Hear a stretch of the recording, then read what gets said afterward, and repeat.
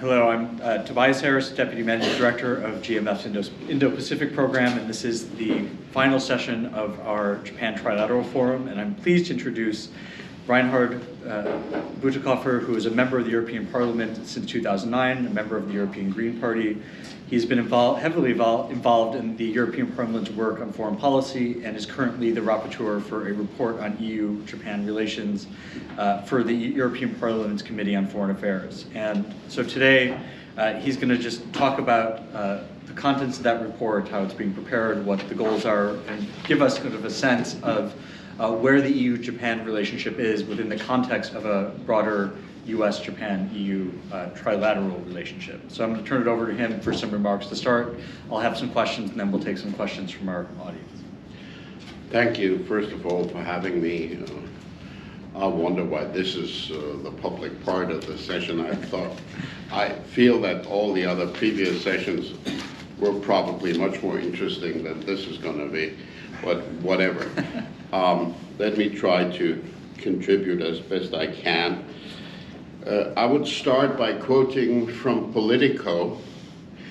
In February this year, they wrote about, as they phrased it, a beginning golden era for the relationship between Japan and the EU.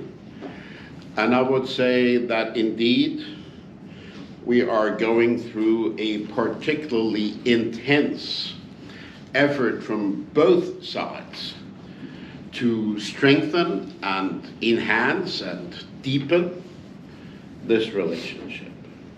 And this is not just happening on the level of the European Union of 27, it's also happening with some member states. You will recall, most of you, I assume, that for instance, in the case of Germany, the Chancellor went to Japan on a visit before he ever set foot into China. That had not happened for I don't know how many decades, and it was clearly a signal that was not a coincidence. And the German government agreed that they would start a regular process of having government-to-government consultations annually with the Japanese government. That was news to the Japanese side. They had to figure out first what that was supposed to mean, but then they kind of dug into that, bought into that. And so I think we're indeed moving forward. And some of this has, of course, been facilitated by the EPA and the SPA of roughly 5 years ago. We've also had in 2019, and it's been mentioned here before, the EU-Japan connectivity agreement struck at the time between Prime Minister Abe and President Juncker. And in a side note, this year, for the first time, we have succeeded in identifying 5 projects that will be realized under that partnership. But certainly, the intensity of the efforts from either side are borne out by the results, for instance, of the most recent Japan-EU summit in July, and I think all of you are aware of that. The European Parliament stood out as the one institution that had not paid a lot of attention to Japan over many years. So yes, there was, of course, the Trade Committee dealing with EPA, but the Foreign Relations Committee, as far as I have found, have not ever had a specific Japan-related resolution over the last 10 years. So we set out in the Foreign Relations Committee to catch up, basically, and the main purpose of the report that we're going to vote on in committee later in the month is not to open completely new avenues towards the future, but to basically depict the state of the relationship and to popularize it, to make it a topic in the public, to invest into talking about it and make that something that is also dealt with seriously in the context of parliamentary diplomacy. I strongly believe that if we want to enhance this relationship, like many others, we cannot just rely on the cooperation of the executive branches of government.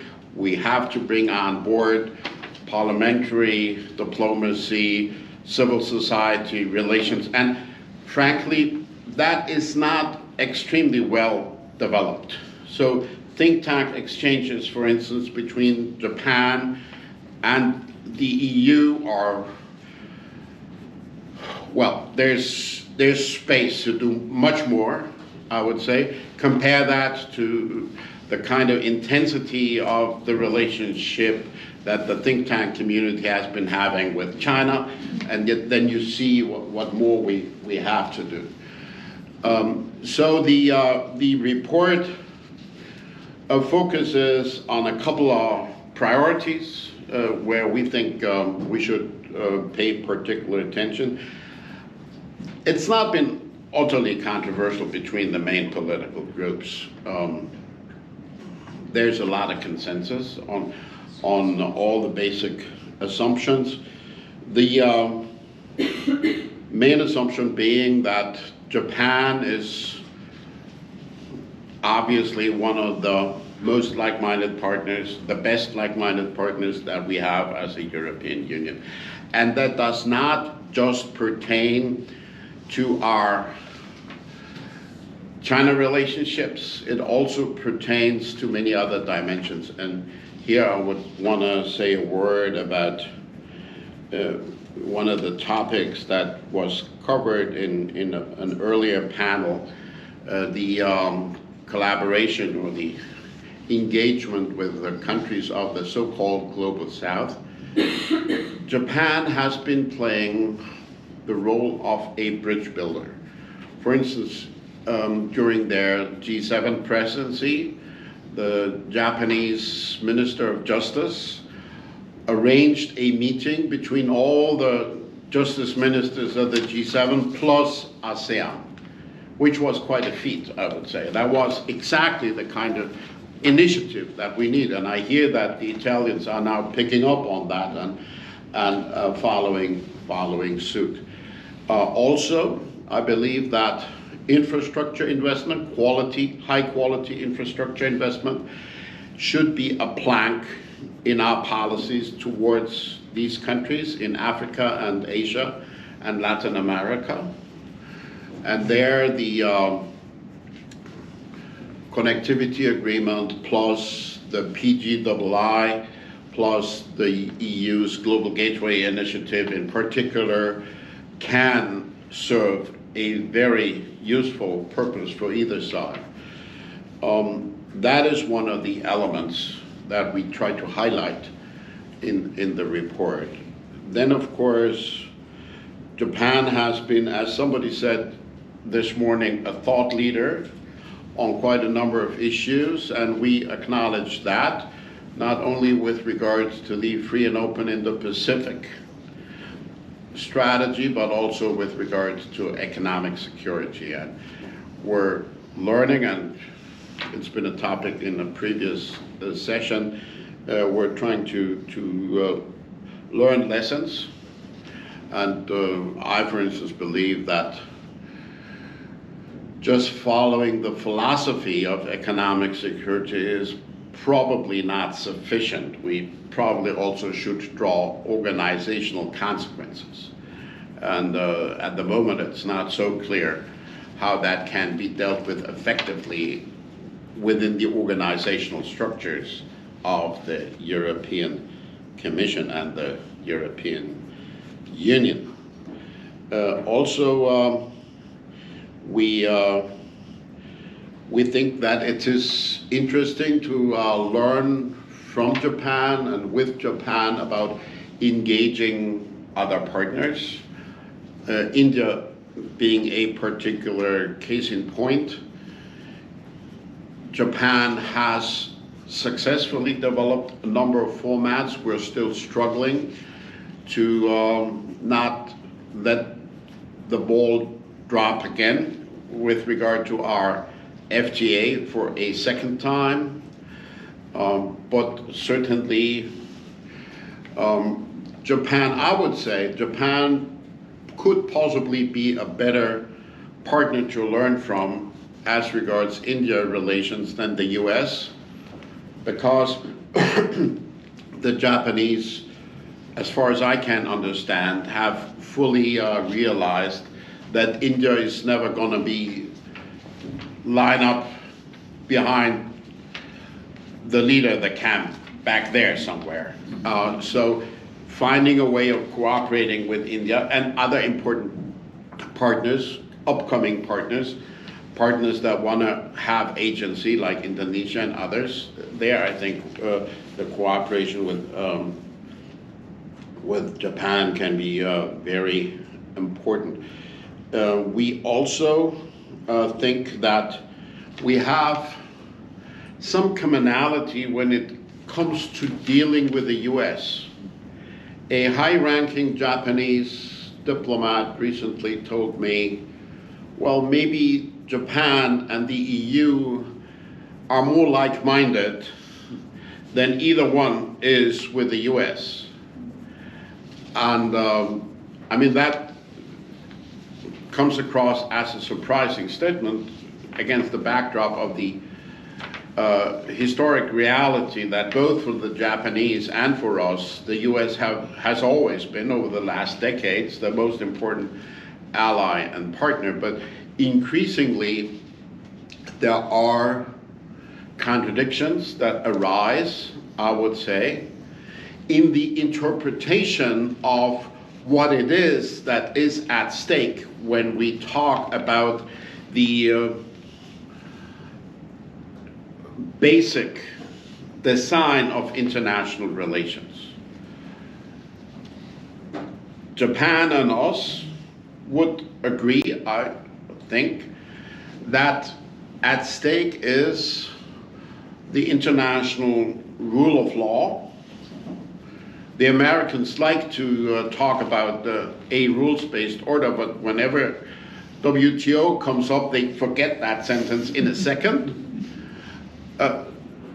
There we differ, and it is about the principles on which the United Nations have been founded: national sovereignty and territorial integrity and nonviolence, which I would say are three constitutive principles of a Westphalian order.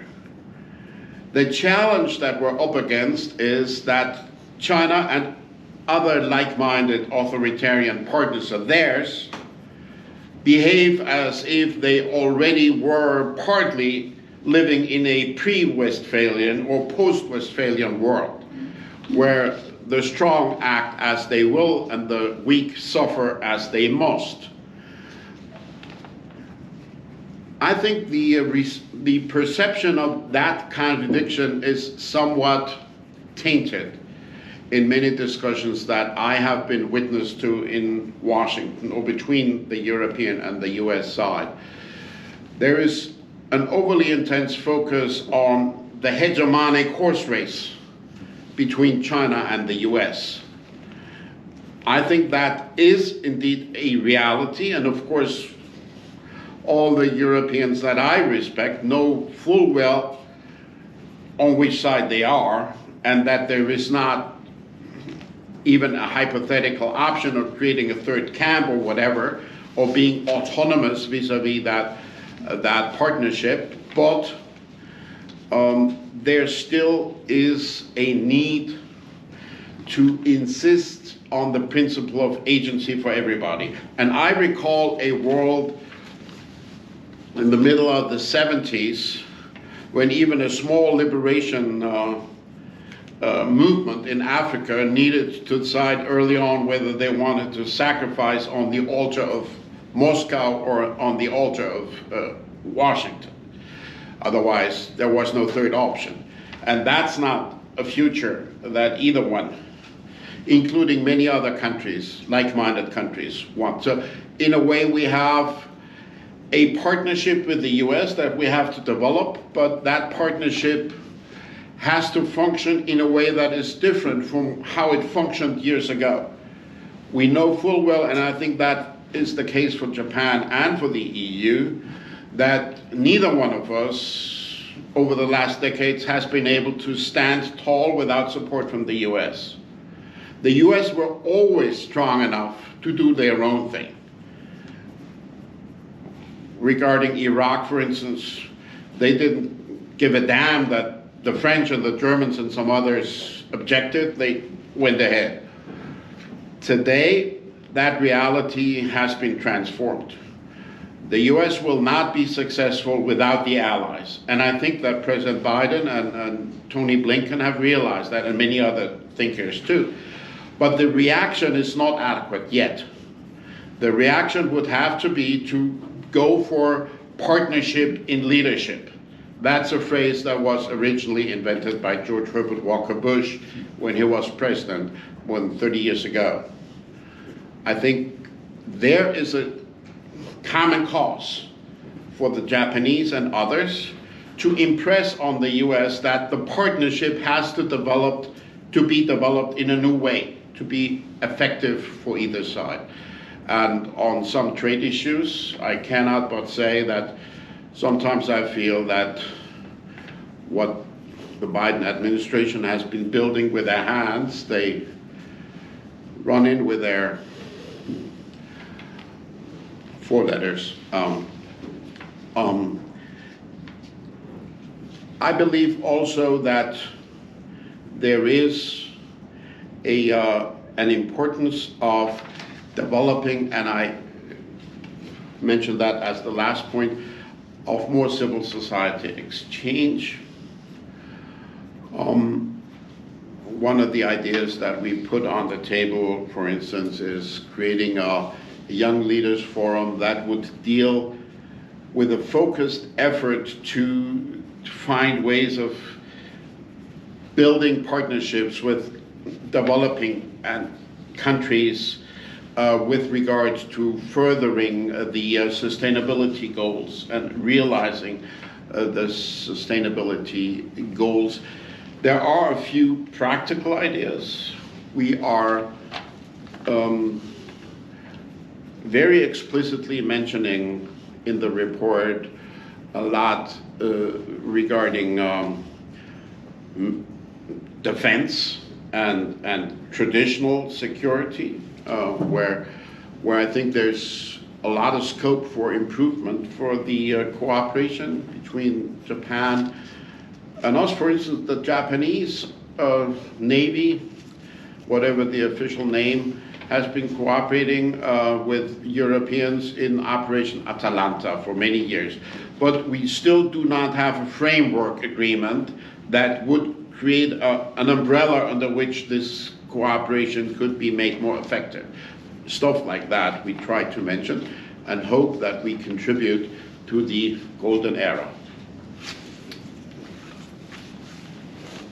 Thank you, Mr. Butokofer, for those remarks. And I've read the draft of the report. I mean, I think in terms of building awareness for things I think it does really a phenomenal job of that. And so I appreciate you giving the outline today. I have just a couple of questions based on your remarks before I throw it open to our audience. I think the first question is, so you're talking about how this is a golden age and how there's a tremendous amount of catch-up, and particularly since 2019. In your thoughts, why do you think that's happening now? Particularly because, as you note that, and I think it's well noted that in many ways the EU and Japan are more like-minded than either is with the United States, respectively. So why at this moment? Why are we seeing the golden age now? What are the drivers of that, do you think? Well, we can be grateful, I would say, to some successful midwifing by Xi Jinping. He forced us to realize that we should look better for our productive options. Second, I think that sometimes in politics it's an issue of personality. And the former chancellor had her world outlook finally defined years before she left office, which was a mistake. So I think the change of the guard also helped looking at new options. Also would like to pick up on this notion of the EU and Japan being in some ways more committed to a rules-based order, maybe more consistently, maybe not 100% consistently than the United States. But are there areas in which, or ways in which working together they can influence U.S. preferences or U.S. behavior that, within, whether it's within the G7 or some other context? Well, in the G7, if you go to some of the details of the language, you will find that Japan, under their presidency, have made an impact. For instance, they have not just repeated the language of the rules-based order, they have injected their own stricter language, for instance. They have also used the opportunity to push for the economic security perspective. But in more practical terms, I think the proof of the pudding is still to be had. In hindsight, I would say IRA could have been a great opportunity because we complained about IRA, the Brits complained, the Japanese, the Australians, the Taiwanese, the Koreans. I mean, basically all the allies complained, but then every partner of the US went to Washington individually complaining and trying to sneak in a small relieving deal. As far as I can, as I have been told, the Koreans at one point proposed that maybe we could team up to tell our good friends in Washington, well, look, we all have an issue here. That didn't happen. But I think that kind of cooperation, where allies also inform the US in the process of making important strategic decisions, how they can bring us on board more easily, I think that could be a useful exercise. So final question before we go to the audience.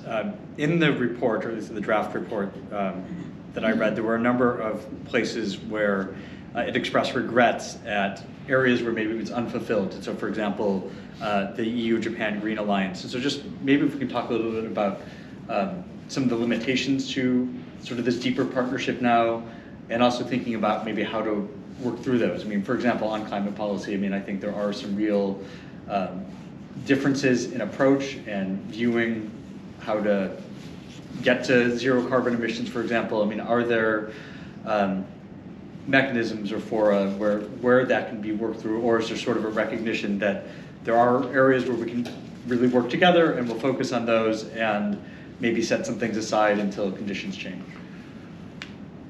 Well, as regards the criticism that I included of the unfulfilled promise of the Green Alliance, I think that could be a great opportunity to get deeply involved and to collaborate successfully on recycling, for instance. And the Japanese representative who explained their experience with rare earth pointed out that they have been successful in engineering out rare earth from some products, for instance, and pursuing recycling strategies.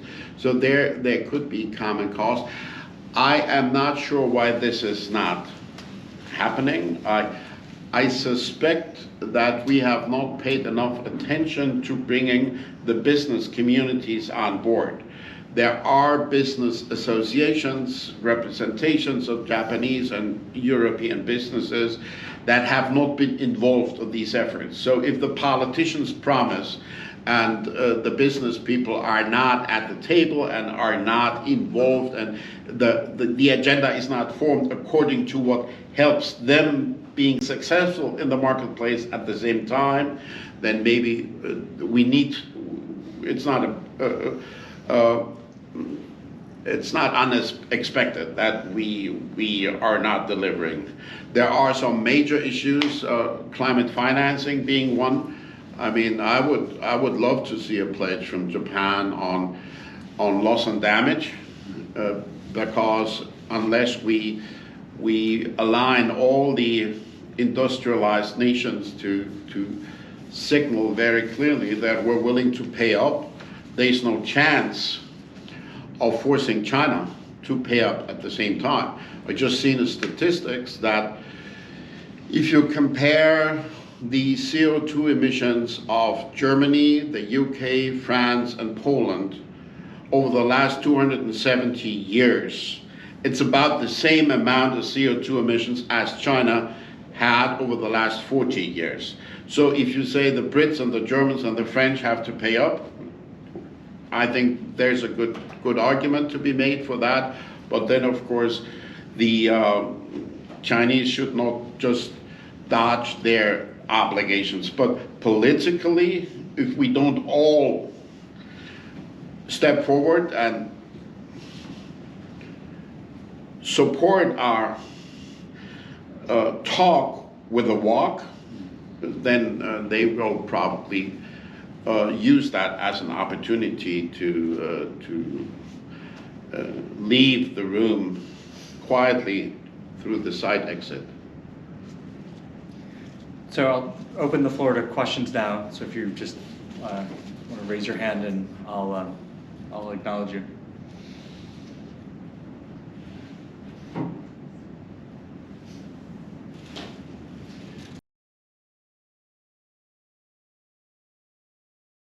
Thank you very much, Mr. Butikov. I would actually follow up on this. I kind of buy the idea of the EU and Japan becoming this force for middle powers, driving force and standing up for multilateralism and rules-based order.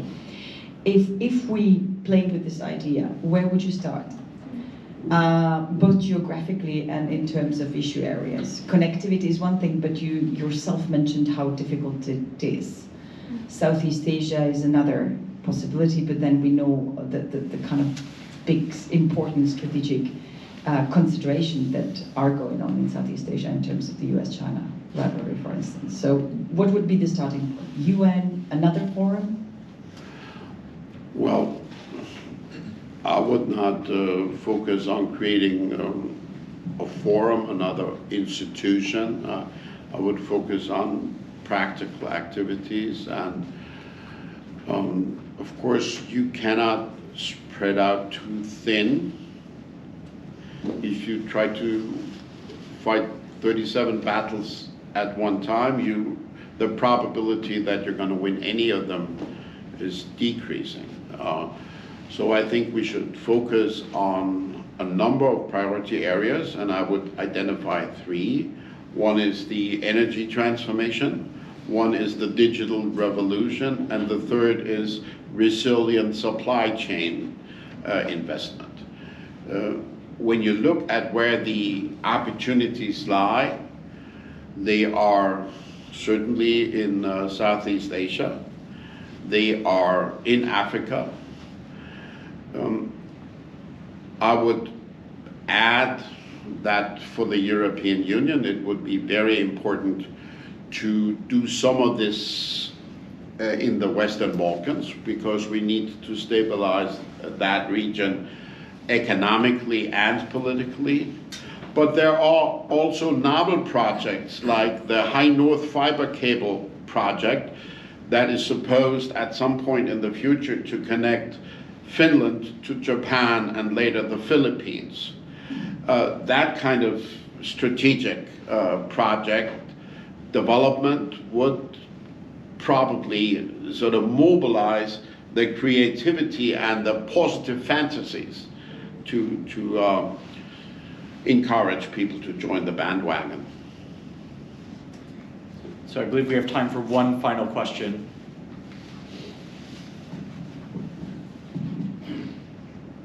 Thank you. This is a great sort of way to sum up the day. Can I sneak in two related questions? As long as they're short. Okay, I'll try and make them short. First off, you mentioned Japanese assistance to the facility in Georgia, and I'm wondering how important it is from your point of view and the European point of view that Japanese commitment of ODA and other financial assistance. Obviously, we've got Ukraine, presumably large-scale assistance coming from Japan for rebuilding.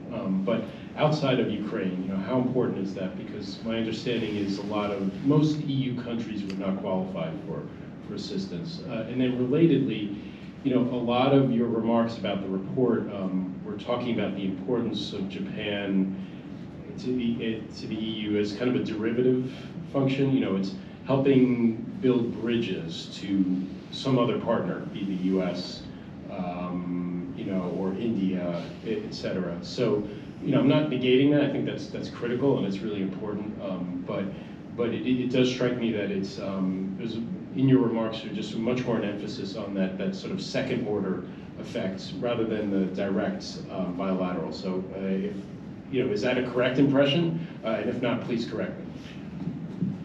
Well, that is an impression that I have tried to create, because I believe that we should move beyond the traditional stovepipe approach that we've been having in our foreign relations. Here we have a relation to one country, there we have a relation to the other, and even the people who run the business rarely sort of intersect.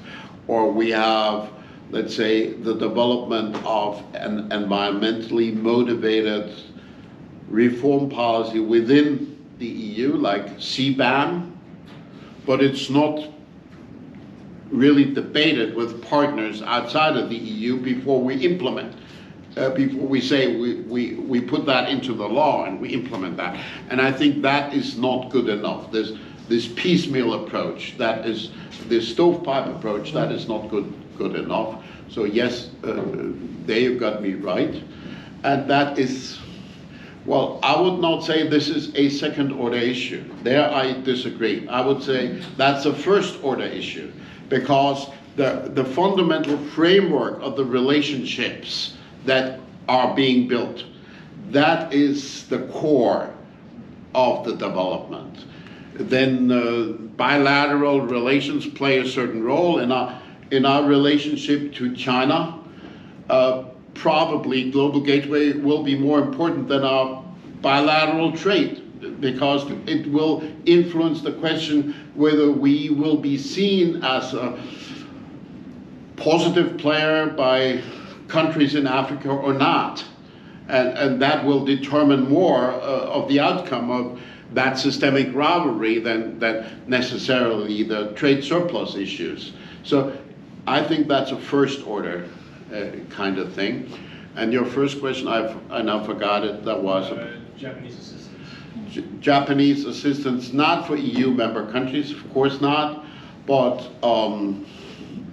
the countries of the Western Balkans are not EU member countries, and some of them are poor, like North Macedonia, Montenegro, or Kosovo. The Chinese are trying to worm their way into that region by exploiting that poverty. So I think teaming up with Japan in that region, I think that would be one element. So I would assume that we should be willing to help with creating projects that the Japanese side considers very important, and they should help us in developing projects that we consider very important, and refrain from trying to do everything under the same list of priorities at the same time. And some of the backlash that we've seen over 5 years now with the connectivity partnership has been caused by the futile effort to make two bureaucracies work together. Neither one was willing to relent on their claim that their rules would have to be superior. So in the end, we came to the conclusion that maybe we don't build a harbor together, but they build the quay and we build the road, or whatever. I mean, a collaboration in a more practical way, I think that could pull off a success. Well, Mr. Butterkoffer, thank you for that, I think, quite expansive view of the current state of the EU-Japan relationship and where it's heading and what role it can play in the world. I think we all learned a lot from that, and so thank you for those contributions.